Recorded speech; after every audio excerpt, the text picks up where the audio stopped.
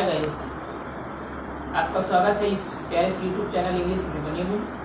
दोस्तों, हम लोगों ने जैसा कि मैंने आपको अवकलन के सेकेंड पार्ट में अवकलन के गुणनफल और उसको कैसे संयुक्त फलों का अवकलन करते हैं, इसको मैंने दो तीन क्वेश्चन अच्छे कराए थे और उसी क्लास को आज उसी अवकलन के पार्ट को मैं आगे बढ़ाऊंगा। आज हमारा वीडियो का तीसरा पार्ट है। इसमें हम आज सीखेंगे लघुगणकीय अवकलन। जैसे पिछले वीडियो में मैंने बताया था आपको कि अगला वीडियो लघुगणकीय अवकलन पर आएगा। तो सबसे पहले एक मिनट विचार कर लेते हैं क्यों जरूरत होती है लघुगणकीय अवकलनों की। लघुगणकीय अवकलनों की जरूरत हमें तब होती है जब कोई फंक्शन बहुत बड़ा होने लगता है, क्योंकि लाभ की आवश्यकता तब गणितज्ञों को हुई जब उन्हें ऐसा लगा कि सवाल बहुत बड़ी होने लगी है, तो लॉग से सवालों को छोटा किया जाता है। चलिए हम आज उसी बेस से सिखाते हैं आपको लघुगणकीय फलनों का अवकलन कैसे करते हैं। चलिए देखिए, लघुगणकीय अवकलन फलनों का अवकलन कैसे किया जाता है। सपोज कीजिए कि कोई लॉग का फंक्शन दिया हुआ है, यानी कोई फंक्शन इतना बड़ा दिया हुआ है, जैसे cos ऑफ x करके दिया हुआ है, कोई फिर फलन लिखा हुआ है g ऑफ x लिख करके दिया हुआ है, फिर लिखा हुआ है h ऑफ x का सपोज कर लीजिए। मतलब ऐसे ही फलन के 1, 2 और 3, क्योंकि आपने फलन के गुणनफल को सीख लिया था कि जब दो फलन f(x) और g(x) दिए रहते हैं तो उनका हम गुणनफल मेथड से अवकलन कर सकते हैं। इसे मैंने अपने वीडियो के फर्स्ट पार्ट में बहुत अच्छे से समझा दिया है कि आप पहले फलन को एज इट इज लिख लेते हैं, दूसरे फलन का x के सापेक्ष अवकलन करते हैं, प्लस का साइन लिखते हैं, फिर पहले फलन को हम अवकलन कर देते हैं और दूसरे फलन को एज इट इज लिख लेते हैं। तो चलिए दोस्तों, हमने इतना तक की तो बात कर लिया था। फिर हम आज इस बात में बात कर रहे हैं कि लघुगणकीय फलनों का अवकलन कैसे आसानी से किया जा सकता है। तो ये तो बस मैं एक छोटे से कॉन्सेप्ट को लिखकर समझाया कि कैसे लघुगणकीय फलनों का अवकलन किया जाएगा। जब फलन को बहुत बड़ा होने लगे तभी ही लघुगणकीय फलनों का अवकलन किया जाता है, या फिर जब कोई फलन f(x) के पावर gx होने लगे। आप ध्यान से सुनिए, जब कोई फलन f(x) के पावर gx होने लगे तब हमें लघुगणक के द्वारा फलन को अवकलित करना पड़ता है, जो कि बहुत इजी हो जाता है।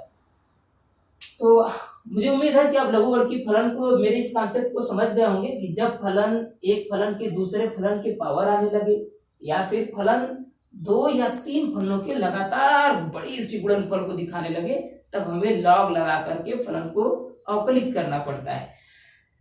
चलिए मैं 2-4 सवाल देता हूं, तब चीजें समझ में आएंगी आपको। बहुत अच्छे से आप कॉन्सेप्ट्स और क्वेश्चंस को कर ले जाएंगे। चलिए मैं पहले क्वेश्चंस को, आपको छोटा सा क्वेश्चन, जैसा कि मैंने इससे बताया था कि आपको टिप्स पर याद होनी चाहिए पहले वीडियो में कि a की पावर x का अवकलन क्या होता है। तो कोई बोलेगा तो सर a की पावर x का a की power x log a base c, ये मुझे तो एकदम बिल्कुल याद है। ये तो बहुत अच्छी बात है कि आपको ये चीज याद है, लेकिन अब मैं भी तो बताया कि कोई फलन ये मतलब लघुगणकीय ये वाला फलन दिया है कांस्टेंट, और कांस्टेंट के ऊपर एक फलन दे दिया हुआ है, इसका अवकलन लॉग के मेथड से कर सकते हैं। हाँ बिल्कुल कर सकते हैं। सपोज की करेंगे, सबसे पहले जिसका मुझे अवकलन करना है हम लोग उससे सपोज कर लेते हैं y = f(x), या फिर जो भी फंक्शन दिया हुआ है उसे सपोज कर लीजिए। चलिए मैं इसे 2 मिनट के लिए मिटा देता हूँ, क्योंकि इसे तो हम ही लोगों को लाना है। फिर मैंने y बराबर जब फलन को सपोज कर लिया तो फिर हम वही लॉग यूज करेंगे, log y सपोज किया। इधर भी लॉग हमें लगाना ही पड़ेगा, log ऑफ a के पावर x। अगर log के पावर x लगा दिया है तो आप लोग log की प्रॉपर्टीज जानते होंगे। और हाँ, 2 प्रॉपर्टीज log यानी अवकलन के लिए 2 प्रॉपर्टीज याद रखना बहुत ज्यादा जरूरी है। जैसे कि एक प्रॉपर्टीज होती है गुणनफल वाली, एक प्रॉपर्टीज होती है डिवीजन मेथड वाली यानी भागफल वाली। वो दोनों प्रॉपर्टीज लॉग की मुझे पूरी उम्मीद है आपको जरूर आती होगी। चलिए देखिए, जब log a के पावर x हो जाता है तो x पहले चला आएगा और log a बाद में। अब ये पूरा log a कांस्टेंट है और हमें सर इसका तो अवकलन आपने कर लिया, इसका अवकलन कैसे करेंगे, इसका भी अवकलन कर लेते हैं। log ये तो मान लो ये x दिया हुआ, x तो दिया नहीं है, ये y दिया है, तो log x का अवकलन 1/x पूरा याद होगा मुझे उम्मीद है। log x का 1/x, तो x तो है नहीं, y है, लेकिन y नहीं है तो dy/dx इसको फिर से हम लोग कर देते हैं। dy/dx क्यों कर देते हैं, क्योंकि ये तो x था नहीं ना, हम x के रेस्पेक्ट में कर रहे हैं और मैंने पहले वीडियो में ही जरूर समझाया है किसी भी फलन का अवकलन किसी x के या फिर y के z के रेस्पेक्ट में किया जाता है, यानी किसी के सापेक्ष किया जाता है। तो जब हम 1/y dy/dx लिख लेंगे तो मतलब हमने इधर का भी अवकलन कर लिया। मुझे निकालना क्या था, मुझे निकालना dy/dx था। तो dy/dx जब हम निकालेंगे dy/dx तो इस y को उधर भेज देते हैं, क्योंकि ये इधर तो डिवाइडर में इधर जाएगा तो मल्टीप्लाई। सर y बराबर x तो सपोज किया था, चलो y क्यों लिखिए, अब इसको मिटा देते हैं, a की पावर x ही सीधे लिख लेते हैं, a की पावर x। अरे और फिर यहाँ पर देखिए आपने यहाँ पे तो लॉग की प्रॉपर्टी सिर्फ लगाई है, इसको अवकलन तो किया नहीं है, बल्कि लेफ्ट हैंड साइड को हमने अवकलन कर लिया है। सर इसका कैसे प्रॉपर्टीज, इसका अवकलन कैसे करेंगे? हम यहाँ देख रहे हैं कि ये जो चीज है वो केवल x है, ये पूरा कांस्टेंट है। और जब भी मैंने पहले वीडियो में, फिर मैं बोलूंगा कि मैंने पहले वीडियो में बता दिया था कि जब भी कोई किसी फलन में कोई कांस्टेंट चला आता है तो हम उस कांस्टेंट को बाहर निकाल लेते हैं। लॉग मींस लॉग a को हम बाहर निकाल लिए, बचा x का अवकलन कितना होता है 1, x का अवकलन 1x के रेस्पेक्ट में। अब ये तो चीजें आपकी ऑन द टिप्स हो गई होंगी कि x स्क्वायर का अवकलन कितना होता है 2x होता है, x स्क्वायर का अवकलन 2x होता है, समाकलन नहीं, अवकलन हमें बात करना था। तो इस अवकलन इसका करेंगे 1 हो जाएगा, ये लॉग यहाँ मतलब लॉग a आ गया। हमने अवकलन से dy/dx निकाल दिया, आपके सामने प्रूफ दिख रहा है, dy/dx निकाला, a की power x log abc। Sir यही तो मुझे पूरा टिप्स पर याद था कि a की पावर x का अवकलन सीधे a की पावर x log abc होता है। जी हाँ, यही तो होता है अवकलन। चलिए अब ठीक है, आप इसे नोट डाउन कर लीजिए अपने कॉपी पर, और मैं फिर किसी दूसरे सवाल को देता हूं जिससे कि आप लघुगणकीय फलनों के अवकलनों को आप समझ पाए। एक बार फिर बोलूंगा, हमारे इस YouTube चैनल को आप ज्यादा से ज्यादा अपने दोस्तों के बीच शेयर एंड सब्सक्राइब जरूर कीजिए।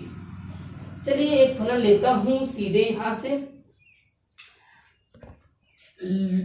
ये एनसीईआरटी की सवाल है, log x के पावर cos x। ओहो, फिर कोई फलन है, एक लॉग का फलन है, लघुगणकीय फलन है, दूसरा फलन कैसा है cos, ट्रिग्नोमेट्रिक फलन है, यानी त्रिकोणमितीय फलन है। सर अभी तो बताया था जब भी कोई फलन दिया रहेगा और पावर के पावर में दिया रहेगा, यानी फलन के पावर फलन ही दिया रहेगा, तो पूरे फलन को y सपोज कर लीजिए, y बराबर इतना, हमें dy/dx ही निकालना है। चलिए dy/dx निकालना है तो log सपोज कर देते हैं, log y दोनों तरफ log लगा देते हैं। log लगाएंगे तो आपको इतना समझ में आ जाना चाहिए, ये cos x तुरंत बाहर चलाएगा, cos x बाहर चला गया, log of x यहाँ बच गया। अच्छा अब क्या करें, log y का अवकलन कर देते हैं x के रिस्पेक्ट में, हमें किस चीज के रिस्पेक्ट में करना है। वैसे हम अवकलन हमेशा x के रिस्पेक्ट में ज्यादातर सीखते हैं, ऐसा नहीं केवल x के रिस्पेक्ट में ही करते हैं, y dt lm n o p q r s या फिर अपने चाचा वगैरह जो भी नाम दे करके आप नीचे भी कर सकते हैं, वो चीज होती है। लेकिन मैथमेटिक्स है, मैक्सिमम क्वेश्चन हम x के रेस्पेक्ट में ही सॉल्व करते हैं। चलिए तो फिर मैं इसको मिटाने से पहले यही कर देता हूँ, log y का अवकलन 1/y, फिर से y का dy/dx, क्योंकि ये x तो था नहीं सर, ये तो y था, इसलिए dy/dx हमें लिखना पड़ेगा। फिर ये क्या, ये तो पहला फलन गुणे दूसरा फलन दिख गया, दो फलनों के गुणनफल का अवकलन, याद है पहले वीडियो में बताया था। पहले फलन को लिखो as it is, cos x उतार लो, पर दूसरे फलन का अवकलन कर दो, log x का अवकलन, log x का अंदर टिप्स याद रखनी चाहिए, log x का 1/x प्लस करते हैं, दूसरे फलन को लिखते हैं, log दूसरे फलन मतलब log of x को लिख लेते हैं, और इसका अवकलन इसका मतलब cos of x का अवकलन करते हैं। सर cos of x का अवकलन तो पूरा याद है मुझे, cos of x का अवकलन तो माइनस साइन ऑफ x होता है, minus of sine of x। चलो इतना हम लोगों ने कर दिया, cos x करेंगे, cos x by x। अच्छा ये माइनस होता है, ये वाला माइनस इसको भी प्लस को माइनस कर देगा, log of x sin x।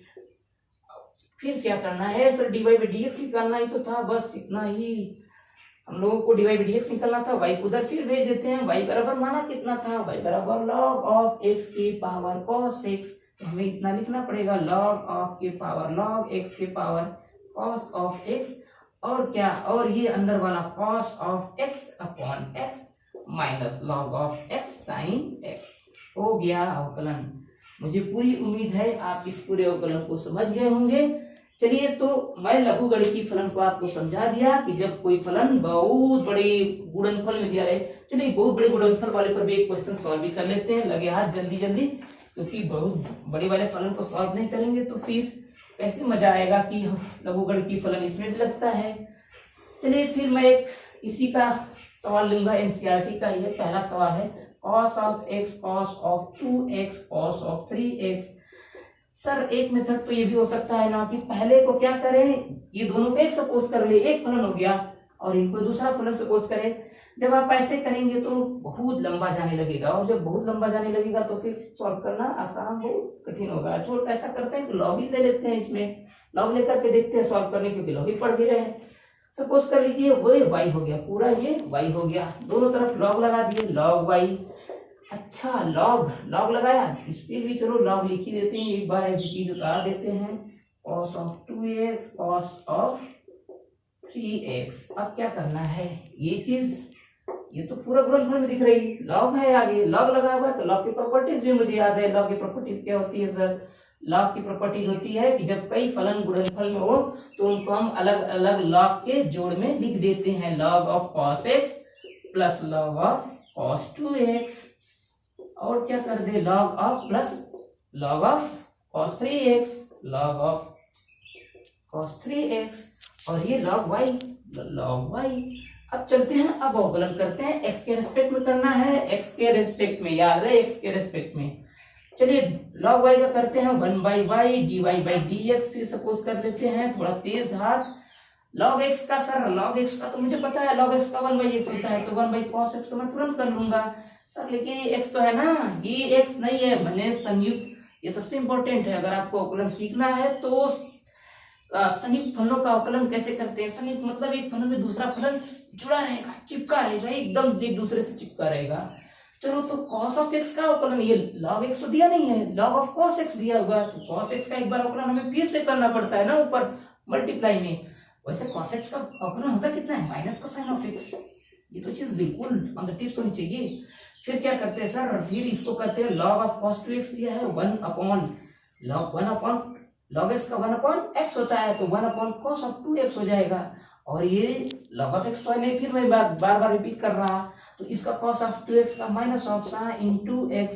वैसे भी ये sin 2x sin x तो नहीं 2 है, तो 2 का फिर से मल्टीप्लाई कर देंगे तो आगे क्या हो जाएगा 2, और माइनस साथ में लगा हुआ है। फिर भी मैं जानता हूँ यहाँ भी माइनस आएगा, वैसे ही 1/cos ऑफ 3x, उसी की तरीके से जैसे इसमें हमने किया है। cos 3x का करेंगे माइनस का, माइनस तो मैं पहले ही लगा दिया हूँ, फिर यहाँ क्यों लगाऊं, sin ऑफ 3x, और 3 का करेंगे तो 3x का करेंगे तो फिर से 3 आ जाएगा, 3 का नहीं 3x का। फिर से हम dy/dx अब लिख लिए है सर, dy/dx लिख लिए। इस y को हम कहाँ भेज दें, उधर भेज देते हैं, इस y को उधर भेजेंगे। y मतलब किसको भेजेंगे, y मतलब ये इसको भेजेंगे। तो चलिए देखते हैं हम, cos of x cos of 2x, हम टोटल y ही लिख रहे हैं, ये चीज cos ऑफ 3x, इतना तो हमने लिख लिया। फिर हमें ये लिखना है ना, माइनस वाला, सब इसमें माइनस लगा हुआ है। ऐसा करते हैं कि माइनस भी साथ में कॉमन ही ले लेते हैं, ये माइनस भी साथ में कॉमन ले लेते हैं। तो देखिए, ये sin x by cos x कितना हो जाएगा, tan x sir, tan x, ये चीज तो tan x होती है। और यहाँ फिर हमने माइनस भी साथ में कॉमन लिया, तो यहाँ फिर ये जो माइनस बन रहा था, ये जो माइनस वाला भाग करके यहाँ बन रहा था, इस माइनस को भी हमने कॉमन ले लिया, तो फिर प्लस बनेगा सर। 2 बचा हुआ है, 2 को ऐसे लिख देते हैं, sin 2x upon cos 2x, फिर tan 2x बन जाएगा। चलिए, tan 2x ये भी बन गया, तो इससे प्लस, वैसे ही मुझे पता है ये भी tan 3x बन जाएगा, tan ऑफ 3x बन जाएगा, यानी 3 tan ऑफ 3x dx निकल गया बहुत इजी वे में। चलिए, इस पर मैंने खत्म कर दिया। यानी आई होप कि आप लोग इस लघुगणकीय अवकलन को निश्चित रूप से सीख ही गए होंगे। अब मैं दूसरे टॉपिक को लेकर चलता हूँ। मेरा मकसद है एक दिन में छोटे छोटे 2 टॉपिकों को खत्म कर दे, अगर हो सकता है बड़ी टॉपिक हो। एक तो अवकलन का सबसे इंपॉर्टेंट टॉपिक है, जो एयरफोर्स में भी निश्चित तौर पर पूछता ही है, कई बार पूछ भी चुका है। वैसे तो मुझे याद रहता है यार, उसका अवकलन ऐसे ही निकल के आता है, dy/dx, यही सवाल पूछा था, y/1 - y। ये चीज पूरा अपनी किताब में खोजिएगा, जरूर मिलेगा ये क्वेश्चन। एयरफोर्स का मोस्ट इंपॉर्टेंट क्वेश्चन है ये, कैसे निकल के आता होगा आप लोग चेक करिएगा, जरूर किताब में दिया है।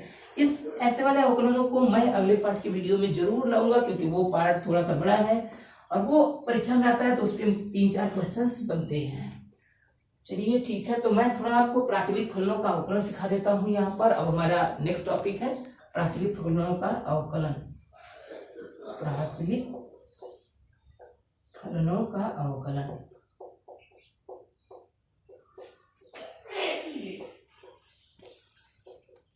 हाँ, ये चीज सुने, पैरामीटर, अगर इंग्लिश में बोल दे इसको तो differentiation of parametric function, differentiation of, चलो लिख भी देता हूं, डिफरेंशिएशन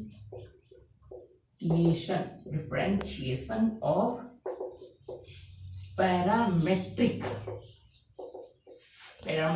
फंक्शन। तो पहले ये तो पता होनी चाहिए कि पैरामेट्रिक फंक्शन किसको कहते हैं, तब अवकलन सीख पाएंगे। तो फिर से मैं थोड़ा सा यहाँ पे अपना लेक्चर दूंगा पैरामीट्रिक फंक्शन पे कि पैरामीट्रिक फंक्शन होता क्या है। देखिए, पैरामीट्रिक फंक्शन वो होता है जो चीज दो अलग अलग पार्टों में दी रहेगी, यानी एक फलन में दूसरे फलन को संयुक्त नहीं किया रहेगा। सपोज कीजिए पैरामीटर में दिया होगा, पैरामीटर वैसे टी सपोज करते हैं आप, ULMNPQ जो सपोज करना है सपोज कर लीजिए। हमें भी वहां dy/dx निकालना रहता है, लेकिन ना तो y दिया रहेगा और ना ही कंप्लीटली x दिया रहेगा। मतलब न ठीक ढंग से y में दिया रहेगा, न ठीक ढंग से x में दिया रहेगा, बल्कि दोनों में दे देता है। y बराबर भी दे देता है, x बराबर भी कोई फलन दे देता है। सपोज करो यहाँ f(t) दे देता है, यहाँ भी f(t) दे देता है। तो मतलब t को ही हम लोग प्राचलिक बोलते हैं, प्राचल बिंदु बोलते हैं। प्राचल, अगर हिंदी में बात करें तो प्राचल बिंदु, इसको इंग्लिश में बोलेंगे क्या सर, पैरामीट्रिक पॉइंट। प्राचल बिंदु यानी पैरामीट्रिक पॉइंट्स बोलते हैं इसको इंग्लिश में। तो प्राचल बिंदु ये जो टी होता है, हमने सपोज कर लो हर किताबों में टी ही दिया रहता है। अजय कुमार अग्रवाल ले लो, NCERT ले लो, और कौन सा, और जो भी कोई मन करे वो सारी किताबें ले लो, सब में टी को पता नहीं क्यों मानता है। तो हम लोग भी यहाँ पे भी टी को सपोज करके समझ के चलते हैं कि टी बिंदु जो है वो प्राचलिक बिंदु रहेगा। यानी कोई फलन ऐसा रहेगा जो y के रूप में t के रूप में दिया रहेगा, यानी t को y के रूप में दिखाया रहेगा, और उसी t के फंक्शन को x के रूप में सपोज किया रहेगा। और ये पूछ देगा, देखो आप यहाँ देख रहे होगे ध्यान से जरूर, ये y है, ये x है, इसको अपॉन करो, यहाँ d लगा दो, यहाँ d लगा दो। सर यही तो पूछता है dy/dx, इसी के अपॉन को यानी y फलन का x के रिस्पेक्ट में तो पता करते हैं। तो ये कैसे पता करेंगे जब अलग अलग फलों में दिया रहेगा। तो चलिए आइए क्वेश्चन से लेते हैं, उसको देखेंगे तो निश्चित तौर पे सीख ही जाएंगे हम लोग। चलिए पहले छोटे से क्वेश्चन से शुरू करता हूँ। सपोज करिए x बराबर 80² एंड y बराबर 280। यस 280 ले लो, 280 ले लो, क्योंकि ये तो बड़ा इजी है, एक चीज का प्राचल बिंदु होता है परवलय का। चलिए ठीक है, वो तो चीज अलग होती है, किस चीज का प्राचल बिंदु होता है ये चीज बाद में सीखेंगे। लेकिन आपको x के फलन में मतलब t के रूप में x में भी दे दे और t के रूप में ही y के फंक्शन को भी दे दे और बोले कि dy/dx बता दो। सर अभी तो y और x को जब हम सीख रहे थे उसमें केवल y था, ये t कहाँ से आ गया इसमें? t क्या है? t तो प्राचल बिंदु है। तो t को क्या करना है? कुछ ऐसा करना है कि x निकाल लो, यानी t के रेस्पेक्ट में हम लोग सबसे पहले यहाँ पर t के रेस्पेक्ट में अवकलन कर लेते हैं और दूसरे वाले फंक्शन में भी t के रेस्पेक्ट में अवकलन कर लेते हैं। और चेन रूल तो पता ही होगी, चेन रूल क्या होती है, थोड़ा सा इसको भी लिख लेते हैं। चेन रूल के कॉन्सेप्ट को लिख लेते हैं। चेन रूल तो बता ही है। चेन रूल क्या होती है, जब हमें dy/dx निकालना होता है और चीजें कुछ ऐसी दी हो कि y निकालना है ना, तो dy/dt इंटू dt/dx। आप क्या देख रहे हो, यहाँ से आप देख रहे हो कि ये t वाला ये वाले t से कैंसिल हो जाएगा और तुरंत ये dy/dx निकल के चला आएगा। अच्छा, हम यहाँ ये y दिया है, इस y को हम dy/dt लिख लेते हैं, ये तो आप कर ही पाएंगे dy/dt, और इस x को dx/dt सपोज कर लो, ये भी तो हो जाएगा आपसे।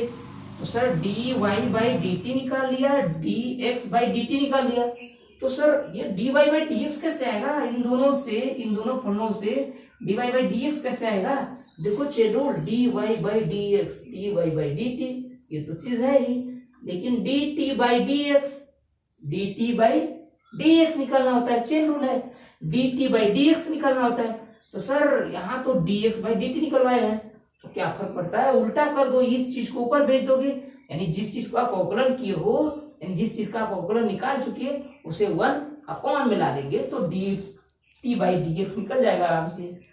चलिए आई होप कि आप समझ गए होंगे। वैसे आप आदत हो जाएगी ऐसे करते करते, जब क्वेश्चन 5-6 आप करेंगे तो आपको आदत हो जाएगी कि दूसरे वाले यानी x के फलन को हम तुरंत नीचे ला दें जिसका x में दिए रहते हैं। चलिए तो सबसे पहले मैं इसे भी मिटा ही देता हूँ, यहाँ पर इसे भी मैं मिटा देता हूँ यहाँ पर, और एक काम कर देता हूँ, मिटा तो दिया सर, मिटा दिया, चलो इसे भी थोड़ा सा मिटा देता है। मिटाने के बाद ये तो था भाई x इक्वल टू हुआ था ना, x इक्वल टू ये माने थे, y इक्वल टू ये माने थे, किसी को भी कुछ भी मान सकते हैं। अब हमें यहाँ से dy बाई dx निकालना है, तो सबसे पहले हम इसका dx बाई dt निकाल लेते हैं। जैसे अवकलन करते हैं हर फलनों में x के सापेक्ष करते थे, यहाँ किसके सापेक्ष करना है, t के सापेक्ष, और जो चीजें नीचे होती हैं उसी के सापेक्ष तो अवकलन किया जाता है। चलो t के सापेक्ष अगर करते हैं तो ये तो a है, कांस्टेंट से कुछ मतलब नहीं, कांस्टेंट को ऐसे फिर से बाहर मुक्त कर लेते हैं, मतलब टी स्क्वायर का अवकलन तो मुझे पता है 2t होता है, ये जो चीज बिल्कुल आपको पता होगी। उस तरीके से ठीक dy बाई dt निकाल लेते हैं हम लोग, dy बाई dt, और dy बाई dt ये फिर 2 कांस्टेंट है, ये कांस्टेंट है, 2a को बाहर निकाल लेते हैं हम लोग, फिर से 2a को बाहर निकालिए, t का अवकलन कर देते हैं, t का अवकलन करेंगे 1, भाई t के रिस्पेक्ट में हो रहा है तो 1, ये नहीं कि 1 x के रिस्पेक्ट में कर रहे हैं 1 by t dt by dx, वो चीज तो नहीं है। अभी हम प्राचलिक अवकलन सीख रहे हैं, यानी प्राचल बिंदुओं का अवकलन सीख रहे हैं। देखिए तो जब t का अवकलन करेंगे तो 1, मतलब हम लोग इसका अवकलन 1 लिख लेते हैं यहाँ पे, ताकि आपको याद रहेगा, समझ में आता रहेगा। चलिए अब dy बाई dx निकालना है, तो dy बाई dx हम यहाँ डायरेक्ट लिख लेते हैं। तो हमको क्या करना पड़ेगा कि dy बाई dx dt निकालना पड़ेगा, dy by dx dy by dx नहीं, dy बाई dt, और क्या कर दे, डिवाइड कर दे, छोड़ी गुणा करते हैं dt बाई dx से, क्योंकि ये t से तो t कैंसिल हो जाएगा, और dy बाई dx, तो चलो हम यहाँ बस कैंसिल सिखा रहे हैं, कैंसिल तो सचमुच में करना नहीं है, ये तो बस चेन रूल का एक थोड़ा सा यूज है, इसी में हम लोग सीख रहे हैं उसको। चलिए तो फिर dy बाई dt को तो हमने निकाल ही लिया है 2a, तो 2a लिख लेते हैं यहाँ पर, और dt बाई dx तो नहीं निकाला है, लेकिन dx बाई dt जरूर निकाल लिया है। तो अगर इसको जो ये है इसको अपन जैसे मान लो dt बाई dx आपको निकालना है, यहाँ से सपोज कर लेते हैं आपको dt बाई dx निकालना है, तो आप क्या करेंगे 1/280 कर देंगे, जैसे ये चीजें बदल गई इसी को 1 अपॉन कर देंगे, तो इंटू 1/280। ओ सर यहाँ कुछ कट रहा है, t से 2a कट रहा है 1 बाई टी, यानी dy बाई dx हम निकाले तो कितना निकल के आया 1 बाई टी। अच्छा अब ये तो चीज सीख गए, काफी एग्जांपल और ले लेते हैं ताकि इस वीडियो को हम अब धीरे धीरे खत्म करें। एक क्वेश्चन और ले लेते हैं छोटा सा जल्दी, मुझे उम्मीद है आप समझ गए होंगे, थोड़ा सा और मुझे इस एक क्वेश्चन के थ्रू समझाना होगा। सपोज कीजिए कि a बराबर a sine theta and y बराबर a कॉस थीटा लिखा हुआ है, कॉस थीटा लिखा हुआ है, और उसमें पूछ दिया है कि dy बाई dx पता करके दिखाओ। एयरफोर्स में एक सवाल है इसी से पूछ ली जाती है, या तो अनंत तक वाले से यानी इन्फिनिटिव वाले फॉर्मूले से, इन्फिनिटिव वाले अवकलन से पूछी जाती है। 2 कॉन्सेप्ट से एयरफोर्स में पूछा जाता है। अगर आप SPS तैयारी कर रहे हो, if you are aspirant of air force, then please try to solve this type of questions very quickly, मतलब इन दोनों फलनों को, प्राचलिक और अनंत श्रेणी वालों को। चलो तो dy इसका क्या करते हैं सर कि dx बाई dt पर निकाल लेते हैं, तो dx बाई dt निकालेंगे तो a पहले लिख लेंगे हम लोग क्योंकि कांस्टेंट है, साइन थीटा करेंगे तो फिर cos थीटा, t नहीं थीटा के सापेक्ष कर रहे हैं, और यहाँ t क्यों थीटा, क्योंकि t तो है नहीं, यहाँ पे प्राचल बिंदु क्या है थीटा है ना, तो थीटा के सापेक्ष कर रहे हैं। उसी तरीके से इस y का निकाल लेते हैं, तो dy बाई d थीटा निकाल लेते हैं, a है, a कांस्टेंट है तो a को हम लोग उसी तरीके से लिख लेते हैं। अब cos थीटा, तो cos थीटा को तो मालूम होगा कि sin थीटा इसका अवकलन होता है। चलिए हमने ये भी कर लिया। अब फिर से सिंपल वही बात कि क्या निकालना है, हमें निकालना है dy बाई dx, तो बार बार आप थोड़ी इस चीज के आदती हो जाइए कि dy बाई dx निकालना है तो y का जिसमें हमने y के सापेक्ष में किया है, यानी आप ये जो लाइन देख रहे हैं इसको हमको किया है इस वाले फलन का, जिसका हमने किया है a sin थीटा माइनस का a sin थीटा आया हुआ है, इसको हम ऊपर लिख लेंगे और अपॉन में जिसका x का किया है। इस चीज की आदती हो जाइए कि dy बाई dx निकालना है तो y वाले फलन का जिसको हमने किया है उसको अंश में लिख लीजिए, यानी न्यूमरेटर में, और डिनोमिनेटर यानी हर में किस चीज को लिख लीजिए जिसने आप x वाले प्राचर को किया। तो x वाले प्राचर को तो एक cos थीटा आया हुआ है, एक cos थीटा ऐसे कैंसिल हो गया, माइनस तो ऐसे ये sin theta by cos theta क्या हो गया tan थीटा माइनस का tan थीटा। यस, ये क्वेश्चंस पूछा हुआ क्वेश्चंस है एयरफोर्स में, जी हाँ। तो चलिए दोस्तों हम आज अपनी क्लास यही बंद करते हैं और आपसे एक बार फिर रिक्वेस्ट करते हैं कि हमारे इस YouTube चैनल को अपने दोस्तों में, अपने WhatsApp सोशल मीडिया अकाउंट्स पे जो भी आप चलाते हो उस पर शेयर करिए, अपने दोस्तों को बताइए इंग्लिश अभिमन्यु वाला खूबसूरत सा चैनल आ गया है। तो ठीक है, आज हम अपना वीडियो का पार्ट यही समाप्त करते हैं। Thank you.